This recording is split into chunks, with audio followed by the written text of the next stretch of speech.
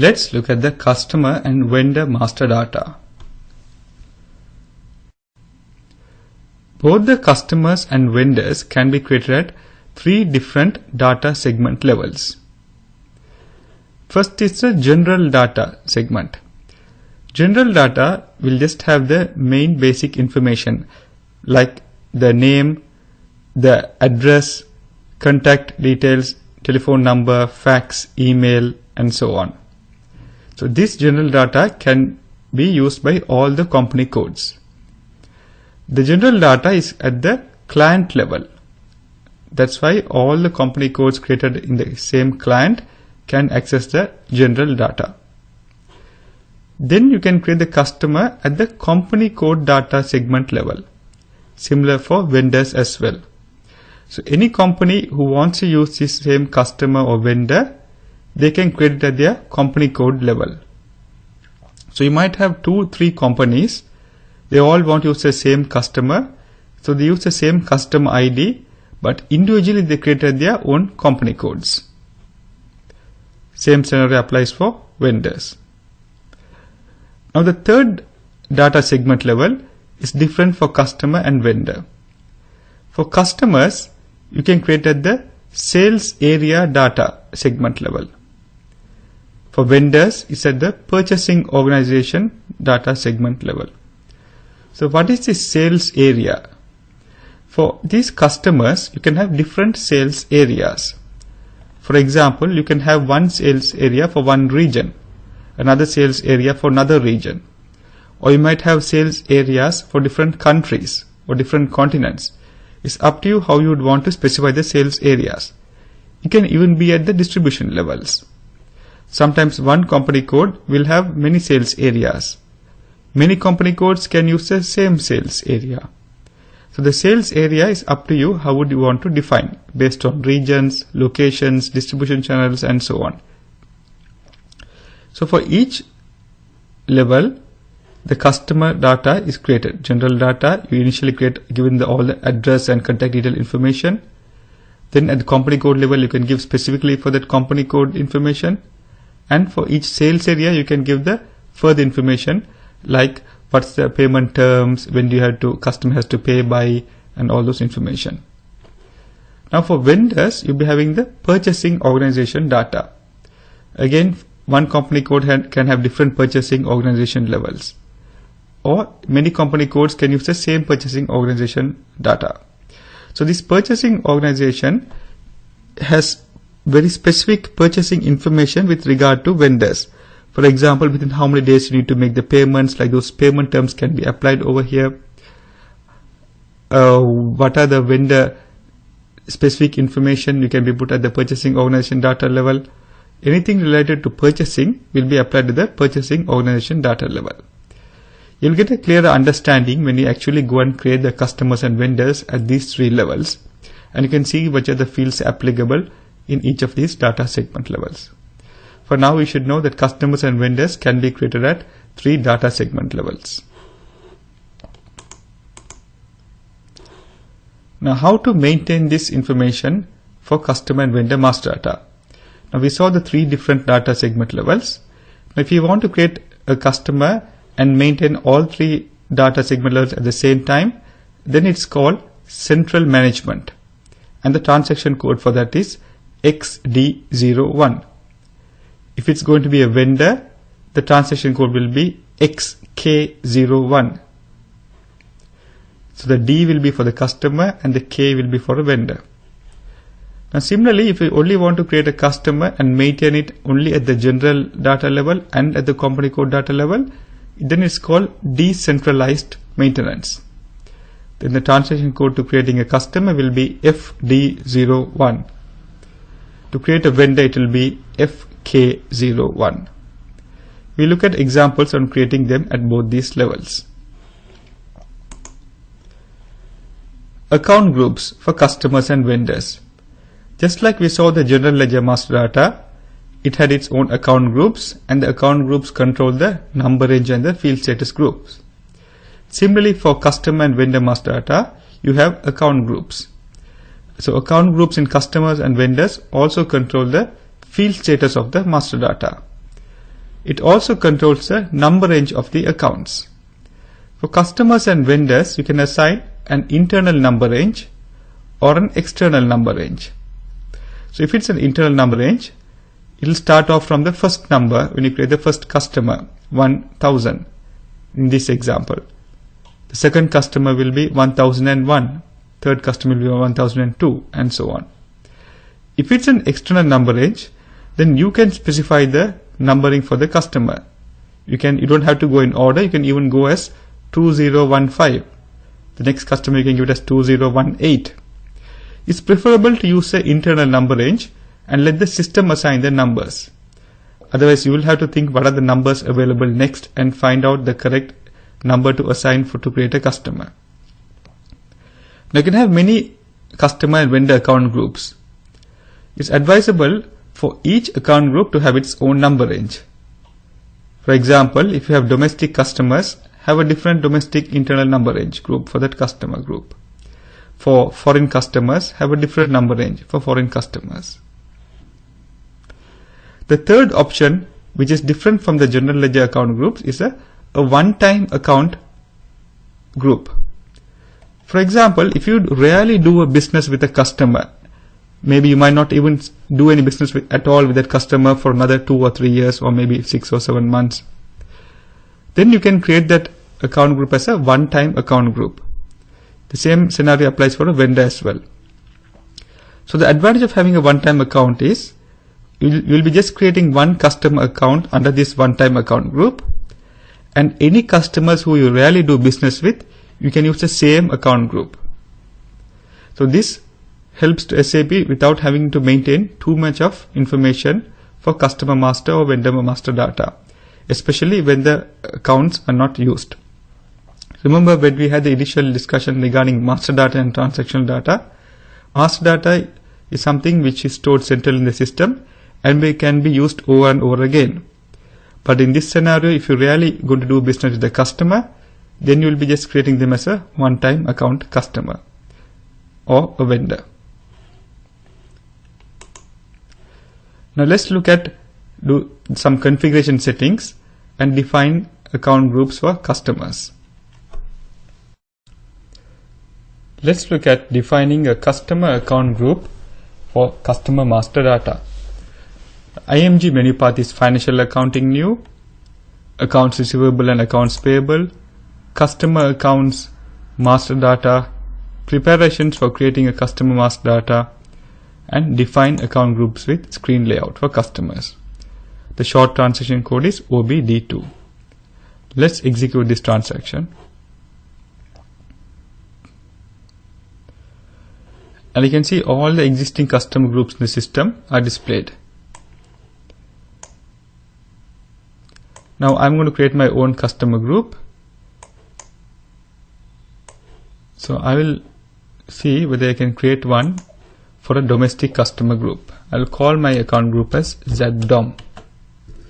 I'll call it domestic customers ZDOM and give the account group here as well, so it's easy for me to reference it.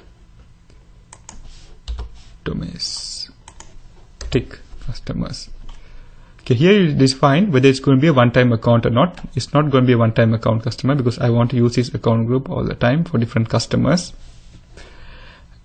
And you got these field status options here, which fields you want to make it.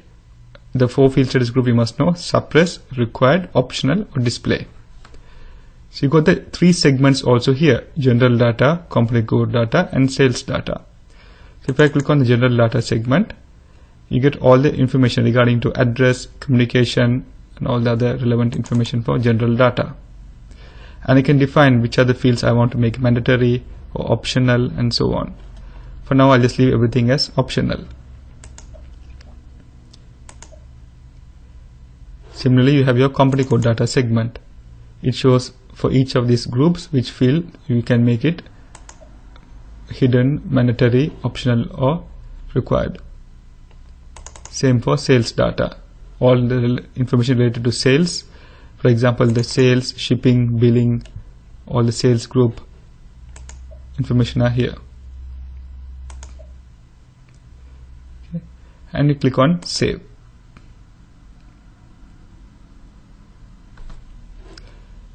Press continue with the same transport request number and go back to the main configuration screen. Now let's look at assigning this account group to a number range. So just scroll down the screen and you will find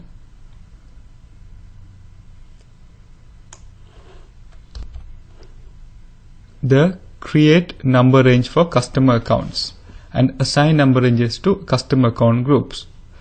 So let's see if there's enough number ranges already there in the customer accounts. And you click on this interval button, change intervals.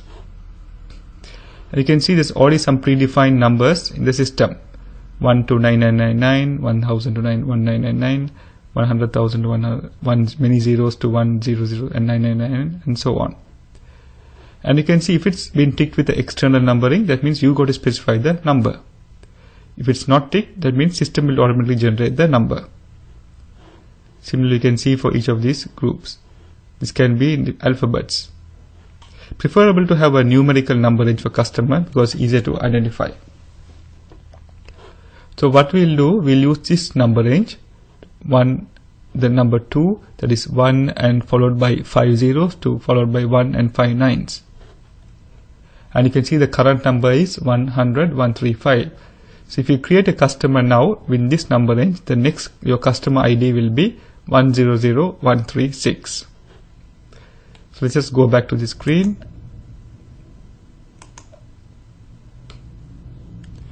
And click on assign number ranges to customer account group. So let's scroll down to our customer account which we have created.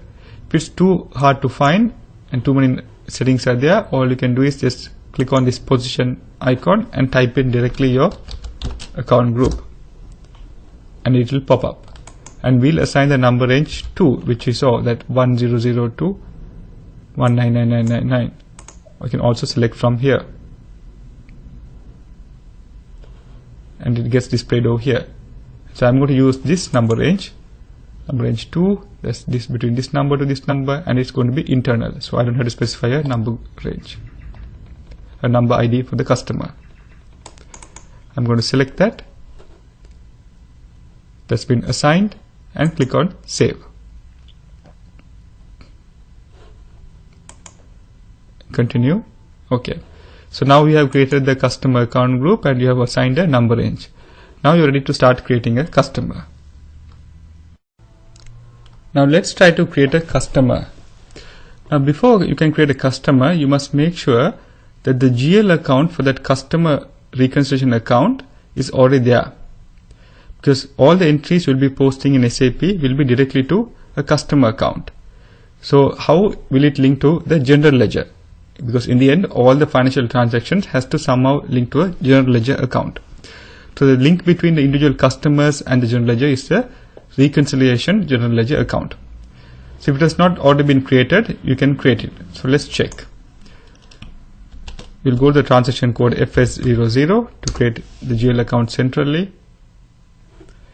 And we'll create a accounts receivable account. Company code Z123. Click on this icon. So all the reconciliation accounts for accounts receivable will be under assets category. It's going to be a balance sheet account, and I will call this account as domestic customers. So go to the control data tab. Let it be in account currency AUD, and here I will specify customers. So this is where the link is between the customer accounts which you are going to create, and it will point to this GL account when you do all the entries for that customer. Also in the customer master data also we need to specify this GL account. Let's go to the next tab, create bank interest. For field status group, we'll use the general field status group G001.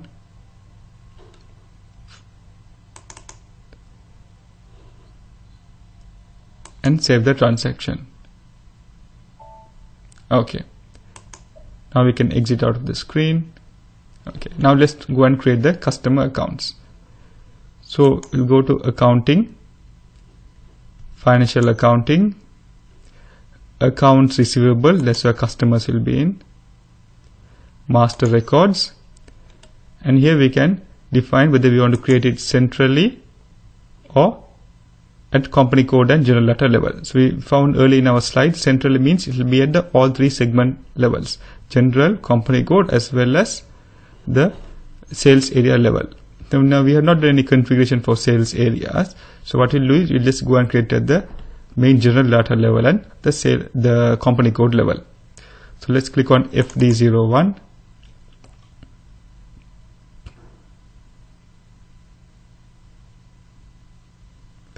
Okay, now we need to specify which account group we want to create under. So we're looking for domestic customers, and you can see this one we just created recently, domestic customers. So I also use the account ID at the end, the account group ID, that just to identify, because there might be many different similar wordings used already. So this will help me to identify this is the one I have created.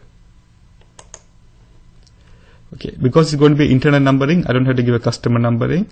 So I'm going to specify this is the company code I want to create it under, and click on continue. If I'm going to copy from an existing customer, then I can just click on that customer information and put their company code and do it. So all the information from that customer automatically pre-filled. This helps you to retype the information again. This scenario might be useful when you have one company with many different branches and you want to create that branch as a customer, then you can use this reference field. Click on this icon to continue.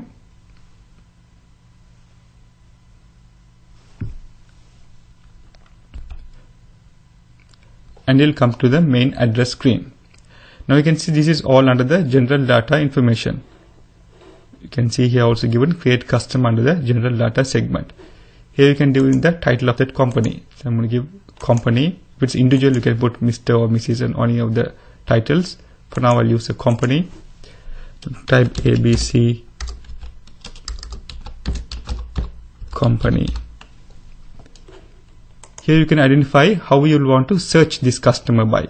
So if I type in ABC, the users can just type in ABC and search for this customer. That's useful when you have many thousands of customers and you want to know what's the ID for this customer. All you have to type is in ABC, because that will the full name of that customer is already part of that identifier. And here you can give the information, the street number, the house number, the street name, the house number, the postal code, and all the information, which country where this customer is, which state the customer is, all the information you can give over here. If it has a PO box and those information, the communication details, telephone, mobile phone, and so on. Let's go on to the next tab, the control data tab. Here you can define if this customer is also a vendor. So sometimes you would have a customer where you'll buy some items, you'll sell some items, and at the same time you might be buying some items from that same customer, so that it might be a vendor for you. Then you can specify the vendor ID of the same customer. This will be useful when you want to offset the amount you owe to that customer against the offset the amount you want to pay to that particular customer. So you only have to pay the balance. So for that you need to specify the customer number, the vendor number here for the same customer.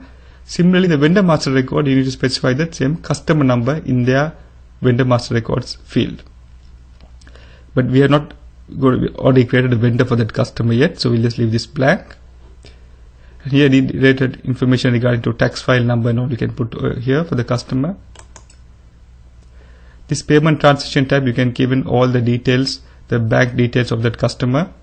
Usually you maintain this for the vendor master data, because when you want to pay, it will pay to that particular bank account information. And there are many other fields available. Another important field is contact person. With this customer, which company, who are the contact points with the finance person or the secretary or all the information, you can put the details over here. Now click on the company code data segment. So as you can see, the general data which just has the basic information with regarding to contact and address and the general information. Now click on company code data. You can see the title has come as a company code data segment. Now here you get specific and more detailed information with regard to this company code fields. For example, the reconciliation account. Now you need to specify what's the reconciliation account for this customer. What's the general ledger account? That's what it means by the reconciliation account. So you click on here, and automatically the ones which is available will come. Now we have just created one for this general ledger account, a reconciliation account of 104,000 for domestic customers. That's coming up automatically, and we select that. And also you have this information like head office. Now for example, you might have many branches for these customers. This might be in one city, and so many you'll be having different customers in different cities. But let's say the customers might have a head office where they'll actually send the billing from, or where they'll actually pay from that main head office. Then you can put in that head office customer number over here. The same scenario applies for vendors as well. If you're moving from a different system to a new SAP environment, from a different ERP to a new one in SAP, you can put the old customer number also here. That's why this information is available. Now in this payment transaction tab, you have these terms of payment. So within how many days this customer should pay you.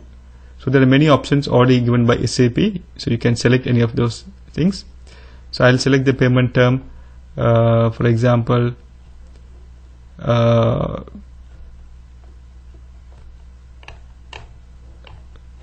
this one. So if the customer pays within 14 days, he gets a 3% cash discount. If he pays within 30 days, 2% cash discount. After 30 days, no discounts. We'll discuss this in more detail when you come to these cash discount presentations later on. So for now, I'm just going to select that payment term. And any other information regarding to this other payment terms or you can fill up over here. What are the payment methods? How can the customer pay you by? Electronic fund transfer or checks? All those settings you can choose over here. We'll just leave it blank for now.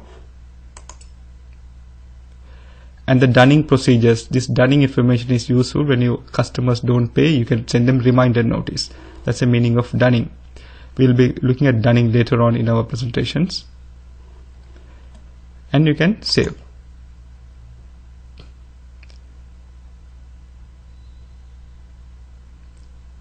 And then the system will give a message saying the customer has been created with this customer number.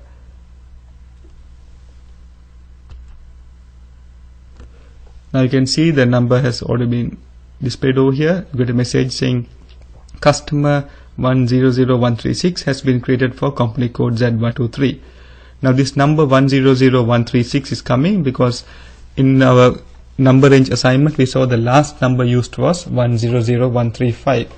So the next number has automatically been assigned for this customer, which is 100136. And that's how you create a customer. Let's look at creating a vendor account group. In the main IMG menu, the path is financial accounting new, accounts receivable and accounts payable, vendor accounts, master data, preparations for creating vendor master data, and define account groups with screen layout for vendors. The short transaction code for this is OBD3. And let's execute this transaction. Now I can create my own vendor account group. So I'm going to click on new entries.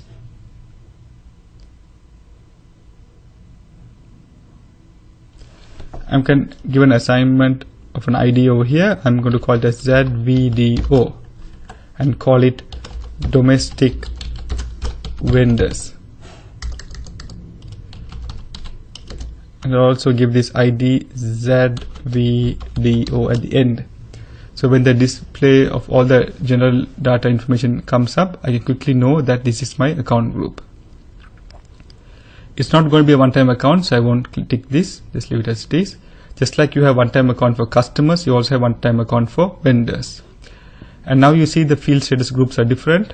From a customer, you have the same general data and company code data segments, but for vendors, you have the purchasing data information. Similarly, for general data, you have all the general information, address, communication, and all those relevant fields. We leave everything as optional. We'll not make any adjustments over here.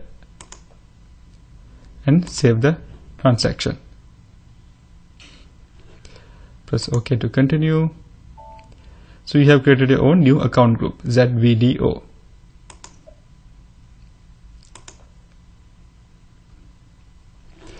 Now we need to assign this to a number range. So scroll down in the screen and you can see create number ranges for vendor accounts.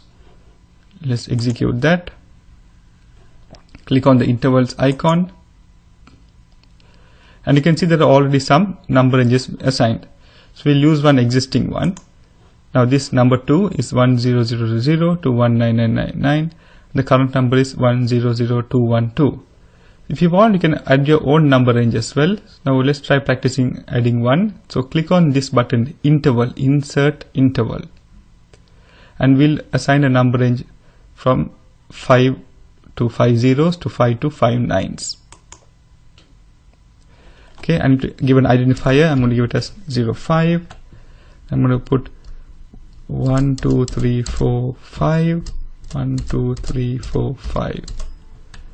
1 2 3 4 and give it a 5 and give 99999. That's how it is. I don't want this to be an external numbering. I want the system to generate the numbering, so I'll leave it as it is. And I click on insert. So now this is your new number range, and let's start using this number range for the vendors we'll be creating. Click on save. You always get a message saying, do you want to transport these number ranges? Usually we don't transport number ranges between clients. We go and create these number ranges separately in each client.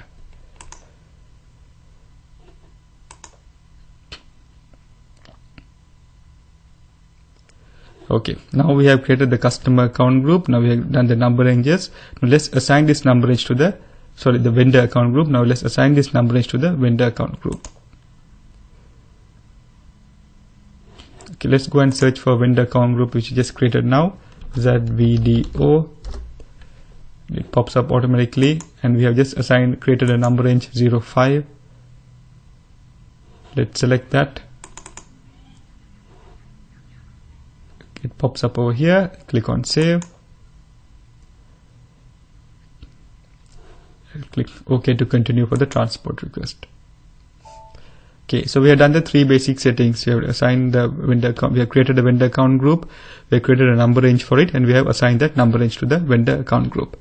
Now what we need to do is to create the GL account as a reconciliation account for these vendors. So let's go to FS00 to create the general ledger account, and in our balance sheet settings we have defined the account group to start with 2 for liabilities. That's where the accounts payable will be coming in. So we'll give a number called 201000 for accounts payable accounts. Company code will be Z123, and click on this new icon. So this time my account group is going to be liabilities, because that's where the accounts payables will be coming in. It's a balance sheet account. I'll call it domestic vendors.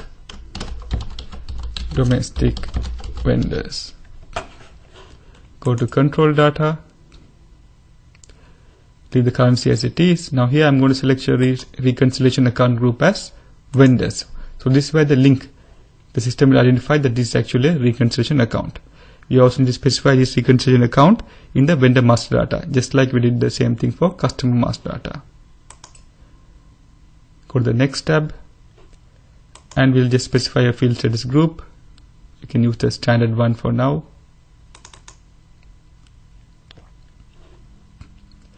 And save the transaction. Okay, so we have created the GL account also. Now we are ready to go and create the vendor. Let's create a vendor.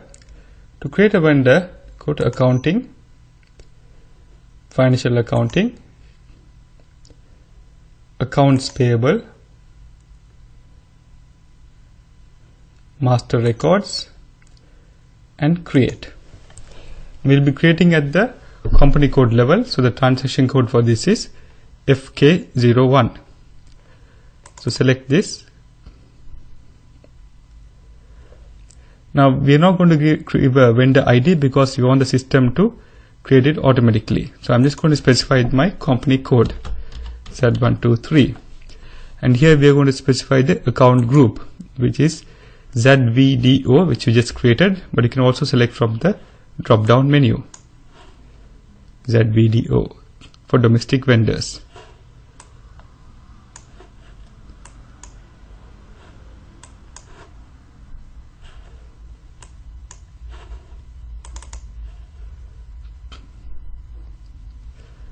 Okay, if you want to copy from an existing vendor, you can always give the existing vendor ID and company code.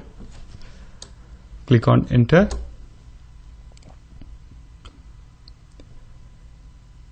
And the vendor screen menu will be coming.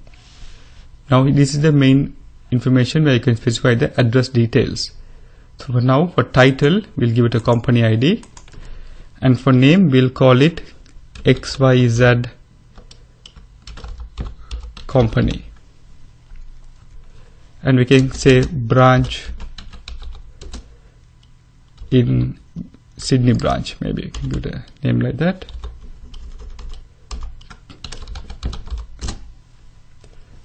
Okay, and we can give it a search term so users can easily identify. They can type it as XYZ company or XYZ. You can also give the street names, the house names, all the details. We will just call it, put as AU. You scroll down, you can see all the communication details also you can fill up. Then click on this icon, next screen. Okay, if this vendor is also a customer, you can specify this customer ID. As we saw earlier in the customer slide, same way, if it's a customer is also vendor, you specify the vendor ID over there. This is useful for offsetting payments. Now, there are also other information available. You can give the vendor tax file number for taxation purposes. If they have VAT, value added tax, or GST registered there, you can give their ABN, their relevant tax file numbers over here. And more information can be provided. Okay. Click on the next screen icon again. And here you can specify the vendor's bank account details. You can give the bank ID, bank account ID, what's the name of his bank account here, all the information you can provide over here. So what you provide here only the system will use when doing the electronic fund transfer payments. You can also specify an alternative payee. For example, instead of paying for this main vendor, if the vendor asks you to pay for their head office vendor ID or to another vendor, you can specify that alternative payee, which means just another vendor ID over here. Okay. Here you need to specify the reconciliation account, which is the account which is linked to the general ledger master data. So you can see it's a mandatory field. So I'm going to select the one which I just created now, domestic vendors. Now if this vendor is example, now you have created in Sydney branch. Similarly, you can create it all around Australia, one for Melbourne, one for Perth, etc. But if there's one head office, let's say it's in Canberra, then you can specify that vendor ID over here. That's the vendor number you can specify as head office. Cash management group is another mandatory field as per this setting. It's just asking you to say whether it's going to be a domestic or foreign, all those different type of groups are there. This is mainly for information purposes. For now, we'll just call it as domestic payments. This is just to identify when you have so many thousands of vendors, what are the cash management group they belong to. For example, are they all going to be a domestic payment vendors or foreign payment vendors, or even local, your own city vendors or even state vendors. All those information you can specify over here. Again, if the vendor was migrated from a different legacy system, you can specify the old vendor number over here.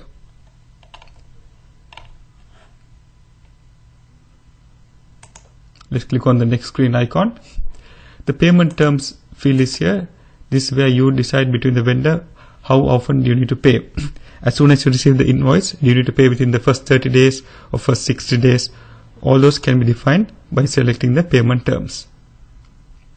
So for now, I'll select as payable immediately. And you also can specify how you want to pay this vendor, through electronic fund transfer or through checks.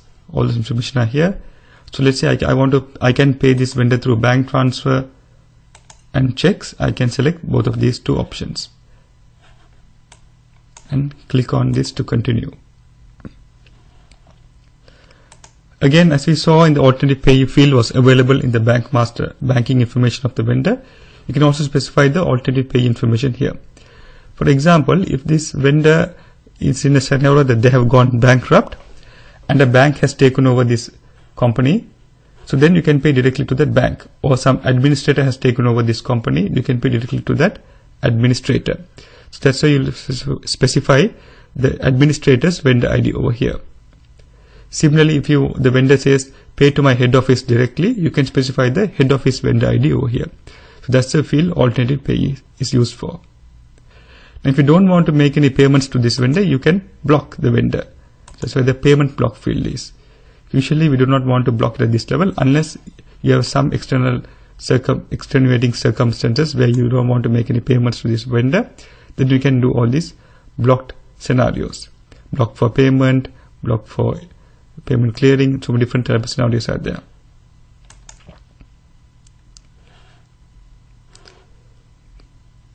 Okay. Click on the next screen icon again. So you're not going to maintain any dunning procedure for the vendor. And you have come to the end of all the scenarios to enter information.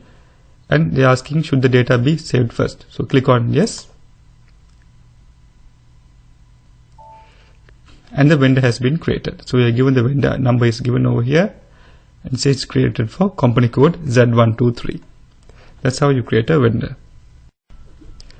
Let's try to create a one-time customer. A one-time customer is someone who will rarely do business with. So that's why we're going to create as a one-time customer account.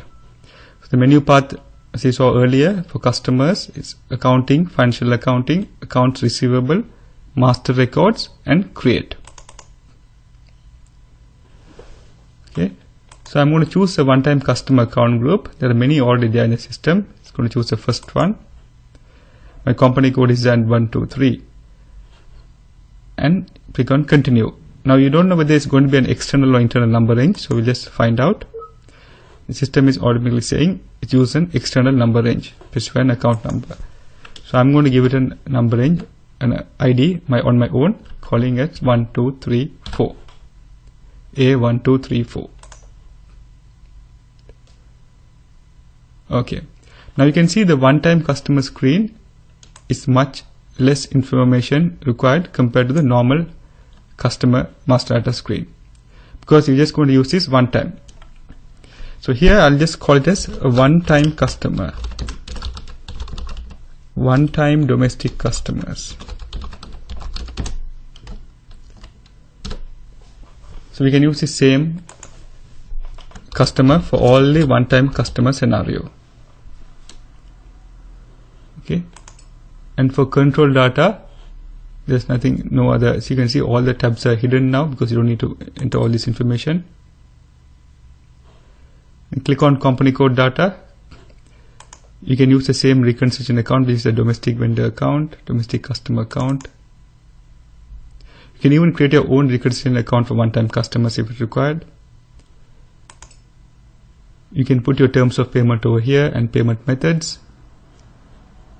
For now, I'll just choose one.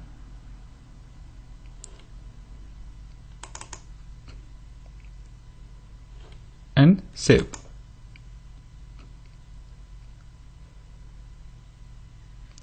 So creating a one-time customer is quite easy. You only have to provide very minimal information because you're rarely going to do any transactions with this customer. So that's why the information required is also very less. You just got a message saying the customer has already been created, and you can keep using the same customer ID for all the one-time scenarios you'll be having to deal with any customers who you rarely use. Now we saw the creation of customers and vendors and one-time customers, assigning the number ranges and all those settings earlier. Let's look at what is a dual control principle. Now this terminology dual control means two controls. So for example, one person if creating the vendor or customer or does any changes to it, another person should be responsible to confirm the changes. Let's look at once again. So one user will be doing all the creation and changes. Another user will be in charge of confirming the changes. Now this is important when there are some sensitive fields. Example, the vendor's bank account details. These are all sensitive fields. So that's why you might be having this dual control principle applied for these sensitive fields. This is to prevent any fraudulent transactions by the users. Because in the vendor master data, let's say if a user wants to do a fraudulent activity, they can go and enter their own bank account details. And when the system does the automatic payment transfer, it will go and pay into the user's bank accounts.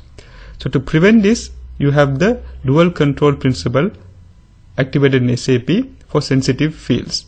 So this will make sure even if one person goes and does the changes in the system, another person has to confirm the changes. Otherwise, those changes will be invalid.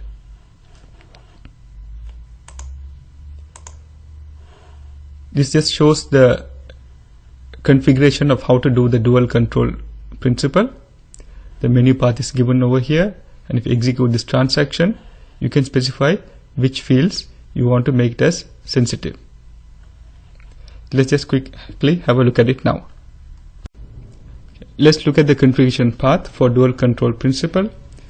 It's financial accounting new, accounts receivable and accounts payable, vendor accounts, master data, preparation for creating vendor master data. And this scroll down, you can see define sensitive fields for dual control. Let's execute that transaction. And here you can specify which fields you want to make it as sensitive fields. So if any users make any changes to these fields, another user will have to go and confirm it separately. So click on new entries. You can define the field name over here. And there are many fields over here. So for example, easy to search by just clicking on this icon, find icon. And I'm going to type in bank. You can see all the bank related information is here, bank key, bank account. So I'm going to click on bank key. Press enter in your keyboard. You can go and select another field. Use the search icon. Type in bank again. And I'm going to choose the bank account. Press enter in your keyboard. So now I have set up two fields which is going to be fields sensitive, bank key and bank account. If anyone does any changes to these two fields for the vendor master data, another person will automatically have to go and confirm it. If not, those fields, any changes will not be activated. Click on save. Like that, you can specify which are the fields you want to make it as sensitive fields.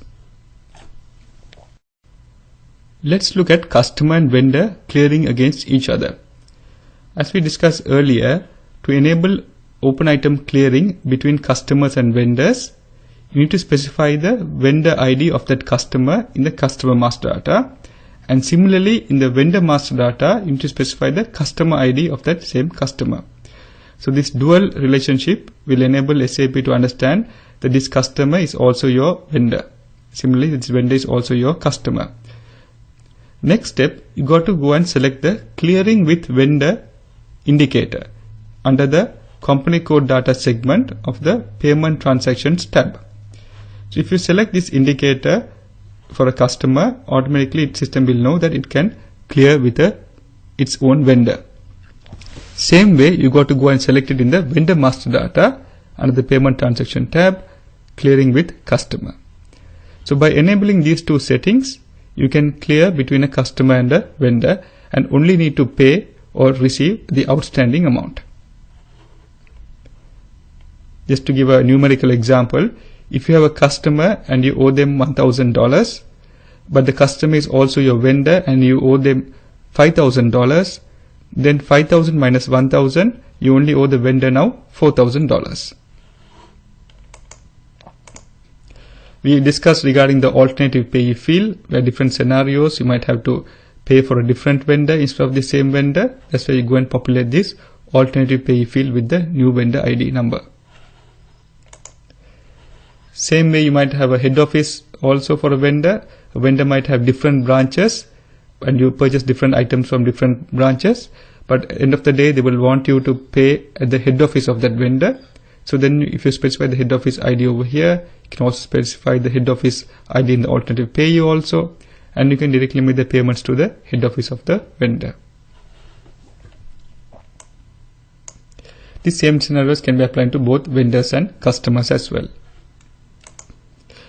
Now for your assignment, try creating a new customer and a new vendor in all the three data segments.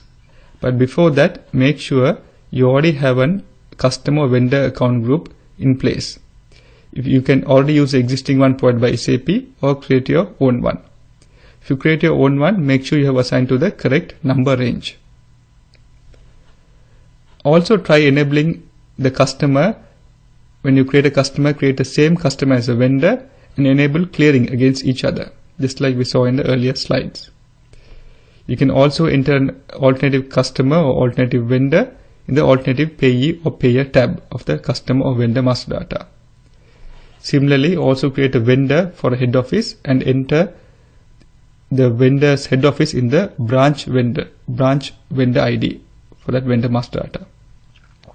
So these three settings, clearing and alternative and head office, these are all optional entries which you can just play around in the system and key in those fields. This is for your practice. But at least try to create some customers and vendors so you're more familiar with the tabs and the fields and know the data segments, the general data, the company code data, and the sales org or purchasing org data.